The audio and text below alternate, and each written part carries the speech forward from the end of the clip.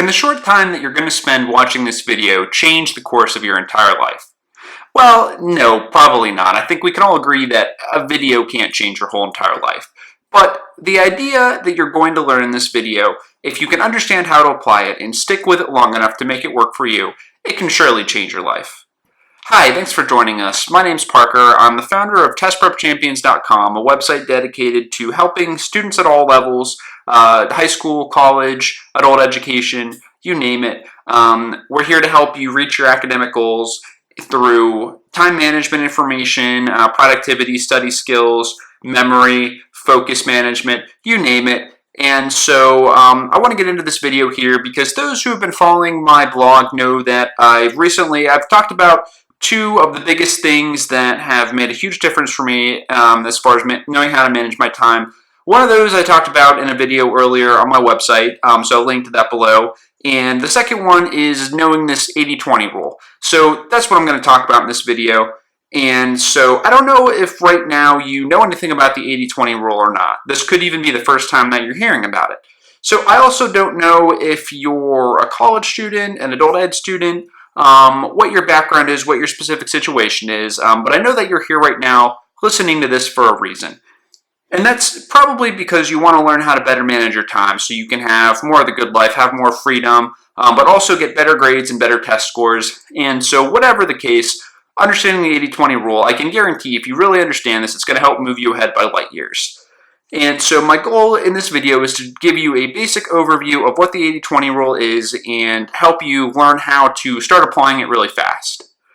So in order to do that, let's go right to the source. On screen here is a picture of the Italian engineer, economist, political scientist, and master of many different crafts, Vilfredo Pareto. And I've heard it pronounced that way, Vilfredo Pareto, but I'm not an Italian expert, although I used to take Italian back when I think I was maybe 11 or 12, but I only studied it for a couple months, so I don't know Italian that well, so I'm going to pronounce it as Vilfredo Pareto, and if anyone here knows because that's how I've heard it pronounced, if anyone knows how to pronounce it better, or if that's the incorrect pronunciation, please just let me know in the comment section. But anyway, so we need to go all the way back to 19th century Paris, France.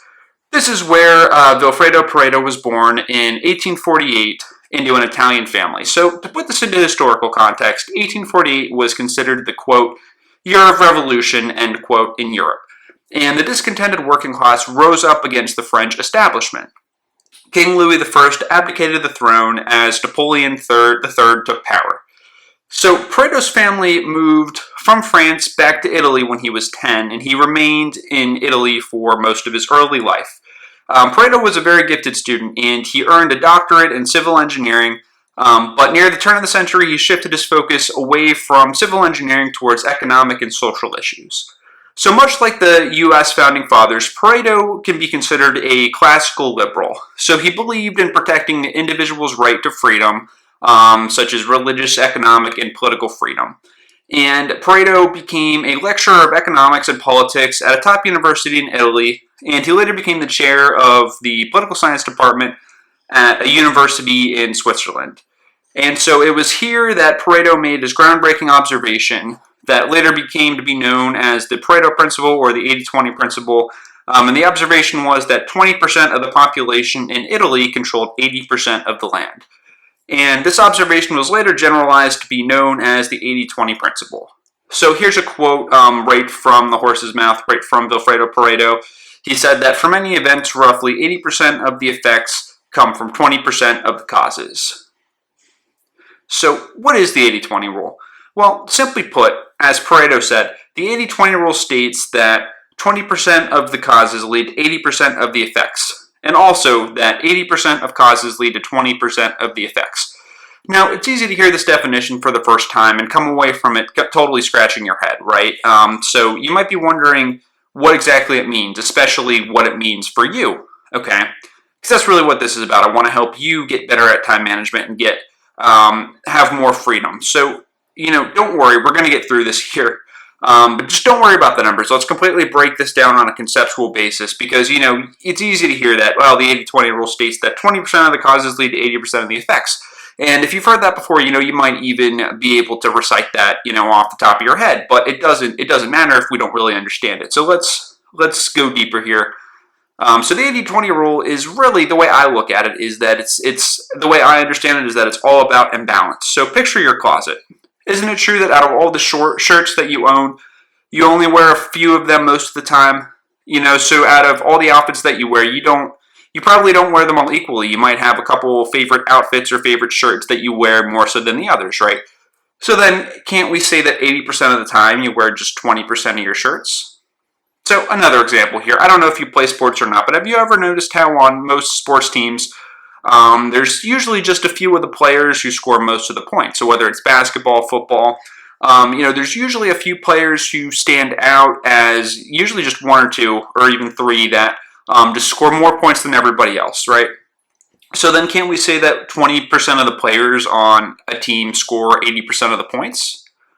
So what's noteworthy here is this imbalance, right? It's not 50-50, right? So it's not, 50% of the players score 50% of the points. It's 20%. So the minority of the players score most of the points, okay? So there's this imbalance. And these are just two of the many examples of imbalances that arise in daily life, okay? So how really does this impact you? So let's keep going with this idea here. And so let's think about investment here and think about money, because I think that, when you're putting numbers to things, it can be kind of confusing. So to grasp this, let's just consider investing. So why do people buy stocks? Well, to put it simply, they're hoping to make back more money than the cost of buying stocks, right? So in other words, they're looking to buy low and sell high, meaning that they want to buy stock at a low price and then sell it so that they get more money back than what they put in. Right, so imagine that you, just take the lid off your mind, and imagine that you, in this fictional scenario, you invest $20 and you make back $80, okay? You put $20 into the stock market and you make back 80.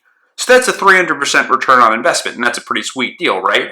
So now on the other hand, imagine that you invest $80, okay, but then you only get back 20, okay? So you've lost money. You put in $80, you get back 20, right? And that's a pretty bad time, okay, because you lost money. So this is essentially what this 80-20 principle, understanding how to apply it, is going to do for you. So it's really all about finding ways to put a little bit in and get a lot more out. And it doesn't just apply to money. It applies to basically to many other areas of your life, and especially time management. So can you remember a time when you put a lot of effort into something and it just fell flat? We all can, right? And it feels really bad. But on the same hand, we can probably all think of times in which we haven't put that much into something, but it paid us back a lot. So as I said, the 80-20 principle, it's really about knowing how to apply it. It's about, looking for ways to put in a little bit and get out a lot. And if you get that equation reversed, it's going to cause you a lot of frustration. So if you are putting a lot into something and not getting much back, okay, then you might have the 80-20 principle reversed here. Okay, so again, don't worry about these numbers. The numbers aren't really that important. So hopefully you're starting to better understand the concept behind it. But you might be wondering, why 80-20? Why not 70-30? Well, we could just as easily call it the 70-30 rule or the 90-10 rule. And better yet, gasp.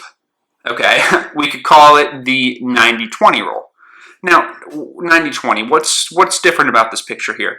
Well, you might be wondering, how can that make sense? 90 plus 20, it does not add up to be 100. It's 110, right? Well, the numbers don't have to add up to 100. So the fact that it's called the 80-20 rule, that's merely a coincidence. It really is, okay? And this is a huge misunderstanding of the 80-20 rule, okay? The fact that 80 and 20 add up to 100, it's a coincidence. The numbers really don't have to add up to 100, okay? And you might be wondering, why does that make any sense? Well, the reason that they don't have to add up into 100 is because we're talking about inputs and outputs here, okay? Again, let me say that again. We're talking about inputs and an output, okay? So the only relationship that must hold is that the input values have to add up to 100 and the output values have to add up to 100. So it's possible to get a 90-20 relationship such that 20% of the inputs contribute to 90% of the outputs, okay? So to help better understand this here, let's look at the inputs here, okay? So you can say that 20% of the inputs contributed to 90% of the output, okay? And also that 80% of the inputs contributed to just 10% of the outputs, okay? So again, we're talking about a set of inputs and outputs. So when we're talking about 80-20, what we're really talking about, or we're not talking about 80-20 meaning, the inputs here. We're talking about, inputs as in, 20% of an input leads to 80% of an output, okay? So let me show you, let's make this a little bit more concrete. So again, fictional scenario for the sake of understanding the concept here. Let's say that you're studying for a test, okay? And so for that test, to prepare for that test, you spend 80% of your study time, okay, reading your books and rereading your notes, okay? And then you spend just 20% of your study time studying with flashcards, okay? So again, to prepare for a test, you spend 80% of your study time reading and 20% studying with flashcards. So then you go in and you get your test and you get your grade back. Hopefully, let's say you get an A. Let's say you did a good job on the test. Okay, so then in retrospect, you might look and say, well, 90% of the grade, okay, I got because of the time I spent, because of the flashcards, okay? So in looking back at that test in retrospective, you might, come to the realization that, well, the majority of the questions that I got right came from my flashcard studying. And really, there was only a few questions that I knew from the reading, so 20% of my study time led to 90% of the grade. Okay, so let's say it's a 100-question test. Okay, so the 20% of your study time that you spent with flashcards, maybe you got 90 out of 100 questions right, just based off of those flashcards, and then the other 10% of the grade came from your reading. But it seems to be lopsided here because you only spent a little bit of time on the flashcards, but that contributed to most of your grade, whereas you spent most of your time reading, and that only contributed to a little bit of your grade. So, and this is just a fictional example to illustrate the concept here. But, again, the point here is the numbers don't have to add up to 100, okay? This could be, 20% of the flashcards led to 80% of the grade, in which case we would have that 20-80 or 80-20 principle, okay? Or we could say that, 20% of the flashcards led to 99% of the grade, and so the numbers, the inputs have to add up to 100, right? So this 20% of the time spent on flashcards, 80% of the time you spend reading, okay, those are all inputs. That's what you're putting in. That's, your study time. So again, here we're comparing, we're looking at study time, and that's the input, and the exam score as the output, okay?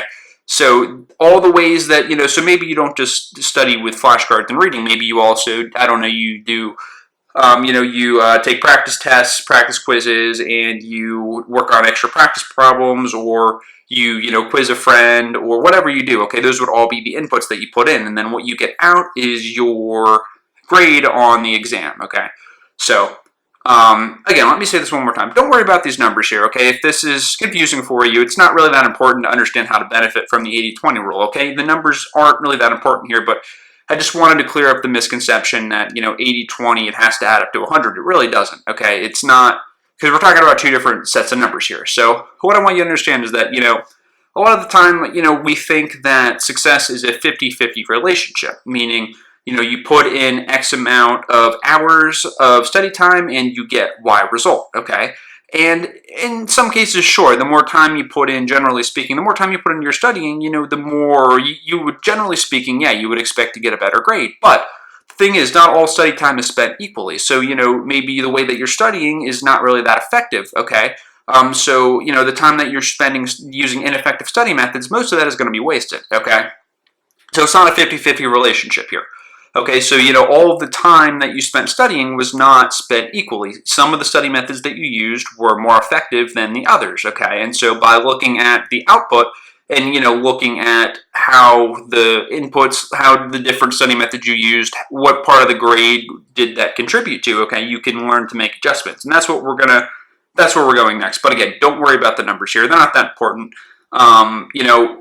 When it comes to productivity, putting a lot of time and effort in alone, it should, in theory, lead to getting a high return, and sometimes it does. But, I'm not saying here that hard work and effort aren't important, because they're essential, okay? You have to work hard, you have to put in the effort, but realize that it's highly possible to waste your time and effort by not really understanding and applying 80-20 thinking here. So, we've all had times, I said this earlier in the video, but I'll repeat it, we've all had times where you've put a lot of time and effort into something and it just was a waste. It didn't pay you back, So just keep that in mind here. So we're going to move ahead and look at two big ways to start applying 80-20 to your life. So number one, the first way is when 20% of the job, when 20% gets the job done. So imagine for a second that, if you will, that you need to get somewhere that's too far to walk. So, but your car is out of gas. So no matter what you do, you're going to be stuck, okay?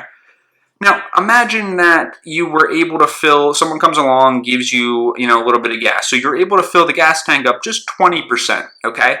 So it's 20% of having your gas tank full. It's not going to be enough to get you the whole way to your destination, but it's going to be enough to get you moving, okay? So, obviously 20% of a gas tank being full, it's not as good as a full tank, okay? But relative to zero, 20% is much better, okay? So, you're stranded somewhere, you're completely on empty, you've got zero gas in your gas tank, okay? You're not going to move no matter what you do. You're not, and let's say the destination, it's too far to walk. It's miles and miles and miles away. No matter what you do, you can't go anywhere because you're at zero, okay? But now if you just put 20% of gas into the tank, well, you might not be able to get the whole way there, but, you can get a lot closer. And then maybe, you drive, on the 20% full tank of gas, you can get close enough that maybe you can walk the rest of the way. So, obviously 20%, it's not as good as a full tank, but relative to 0% full tank, 20% is so much better, okay? It's so much better that it might just get you 80% of the way to your destination. Hopefully that makes sense. So another example here is to think about someone going to the gym who hasn't been to the gym in years. Okay, so if that person that has been out of the gym for years, they're really out of shape, let's say that they were to start going to the gym just a few times a week, maybe 2 to 3 times a week for about 40 minutes, okay? After a few months, they would start to be in a lot better shape than when they started out, right?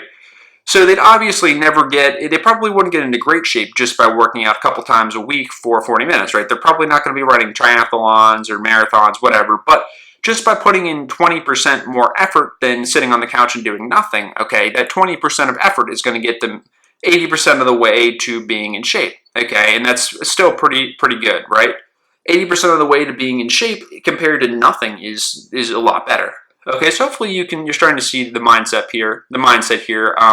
This is really the thought process that you want to apply for this first application, but how do we apply this directly? So let me give you an example here.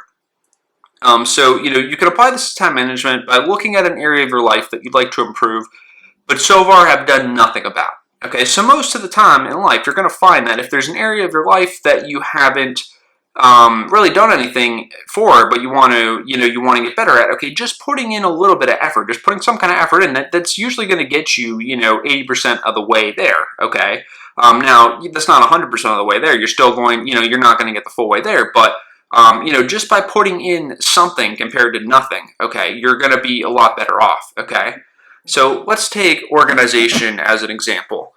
So consider a college student who has no organizational system whatsoever. Okay, so let's say that he doesn't use any folders, but instead stuffs his papers into his backpack, throws them all over the room. There's no sense of organization at all.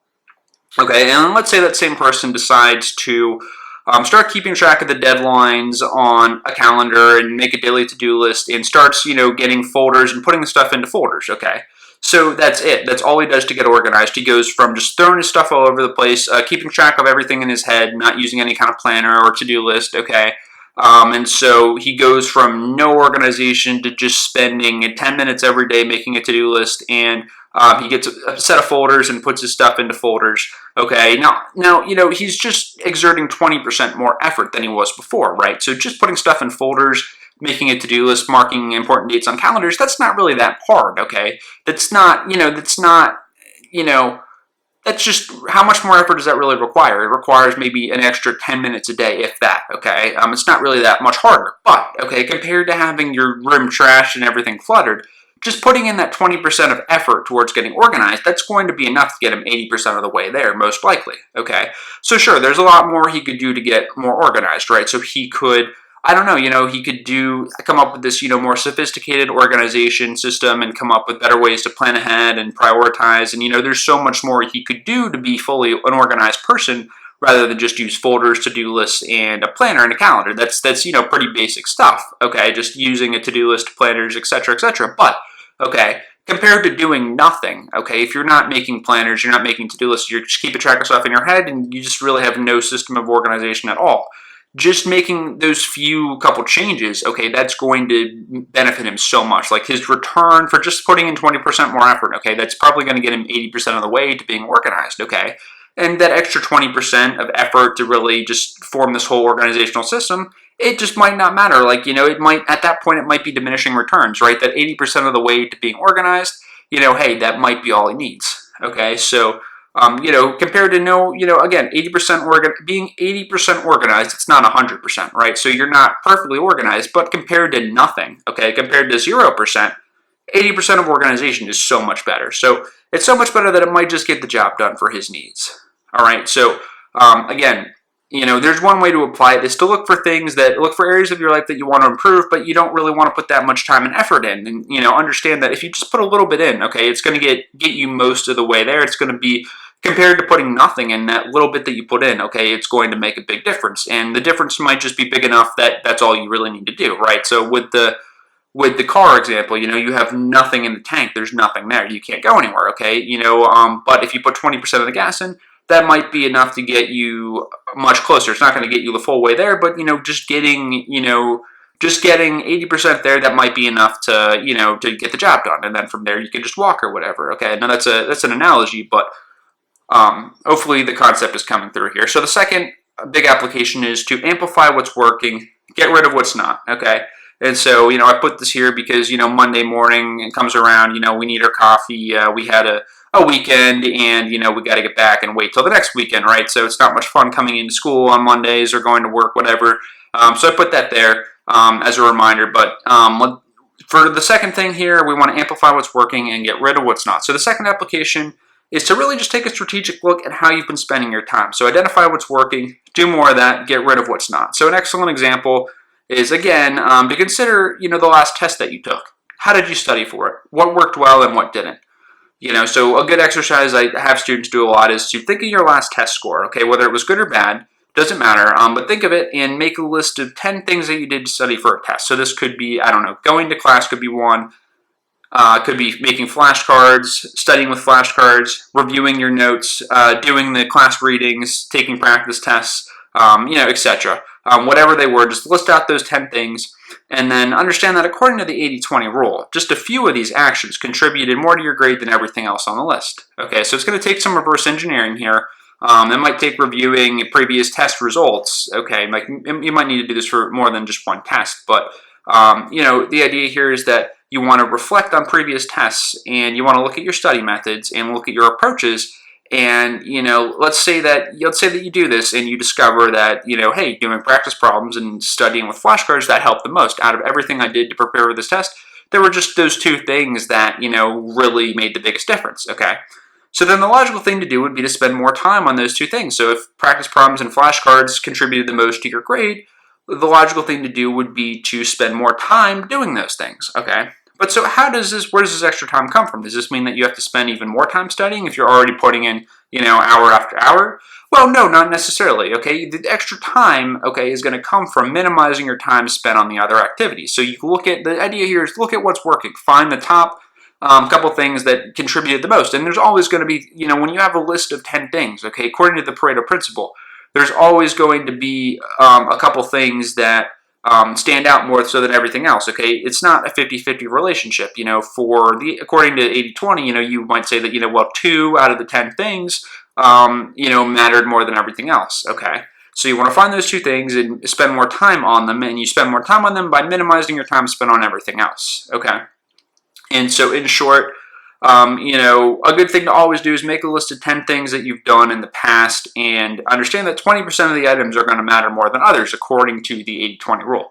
So you pick these out and do them, okay? And so the good news here is that you can make more time for those things by eliminating time that's being wasted on less effective study methods, all right? And so, a big takeaway here is that, with to-do lists even, when you have this to-do list that's just outrageous, understand that, a lot of the stuff on your to-do list, it probably just doesn't matter as much as you think it does, okay? Now, that doesn't mean you can just neglect everything, but what it means is that there are certain things that are going to be more beneficial to you, and so those are what you need to focus on.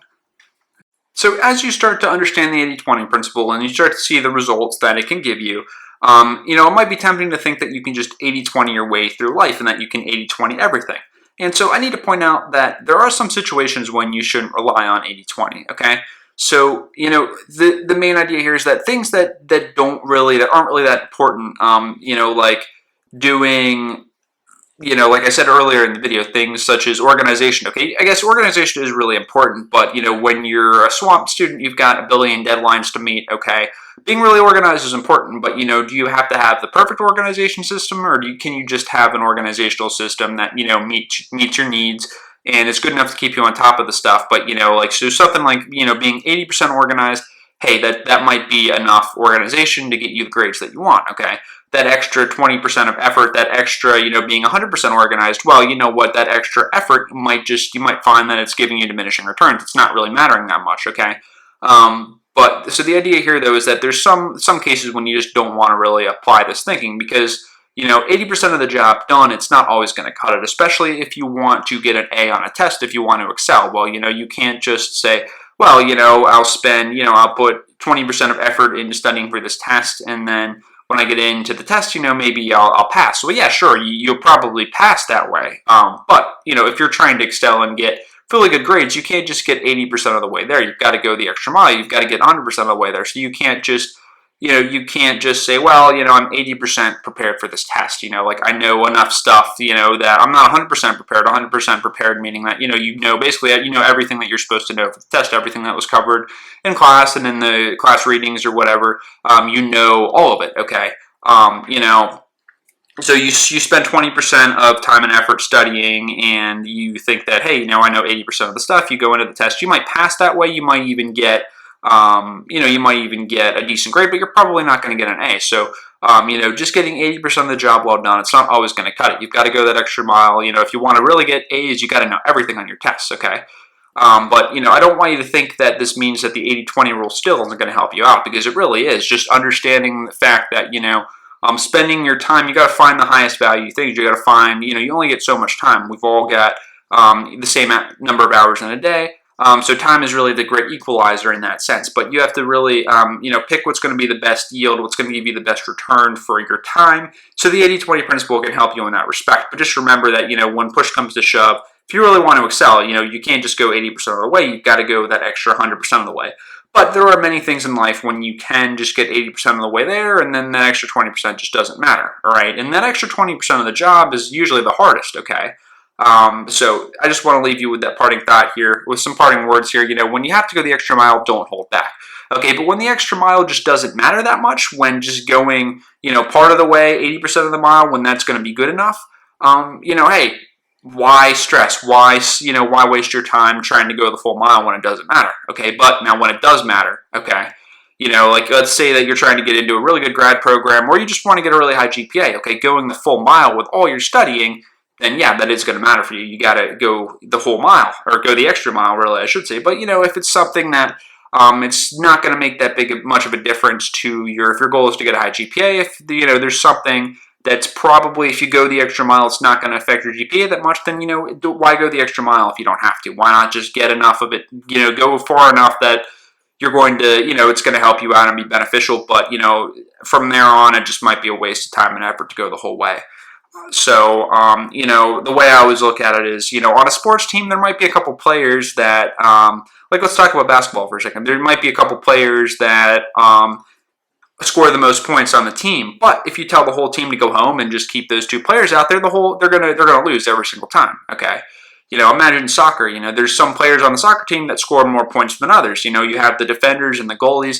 They're not ever going to score any points, right? They just defend the goal. But so just because there's 2 or 3 players on the soccer team that score the most points, if you tell everybody else to go home, if you tell the goalie to just pack it up and go home, the whole team's going to fall apart. The 2 players can't do everything. It takes teamwork. So, the idea here is that if you look at your to-do list, there's some things on the to-do list that matter more than everything else, but you can't completely neglect the other things. So focus most of your time, especially when you have a time pressure, on the things that matter the most, but don't neglect everything else.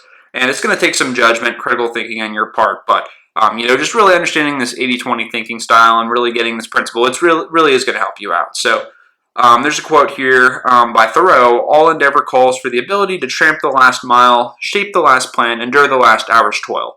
So I'll leave that up to you to decide, when getting 80% of the job done is going to be good enough and when you got to go that extra mile. But when you do have to go that extra mile, make sure that you do it. All right, so that's the end of the video. So I just want to mention here that I do have a free 7-day email course about time management out there. If you're interested, I'll link to it. If you really want to master time management and have better grades while studying less and then have more time to do whatever you want, whether for you that's going out to parties, relaxing on the beach, or just, chilling in, watching Netflix, or just hanging out, reading a book, whatever it is, I invite you to sign up for my free 7-day email course. So the way it works, basically, every day you're going to get a free high-impact time management success lesson sent straight to your inbox. Each lesson is going to have action steps and exercises at the end of it that aren't going to probably take you 5-10 minutes on most days. But by the end of the week, it's just 7 days, you're going to look back and realize that you learned a lot. So it's free, so I set this up for you. If you want it, go ahead. It's totally free. I think that's the main benefit, is that you can just spend, maybe 10-15 minutes a day learning a time management lesson and doing the exercises. But at the end of the week, I think that you'll look back and realize that you've made a lot of progress. You've really started to get things in order. So if you want, check that out. And if you sign up for it and a day or two in, you just realize it's not going to be for you for whatever reason, you can always unsubscribe. It's totally free. It's an email course. It's not a big deal, but that is there for you. So thanks for watching.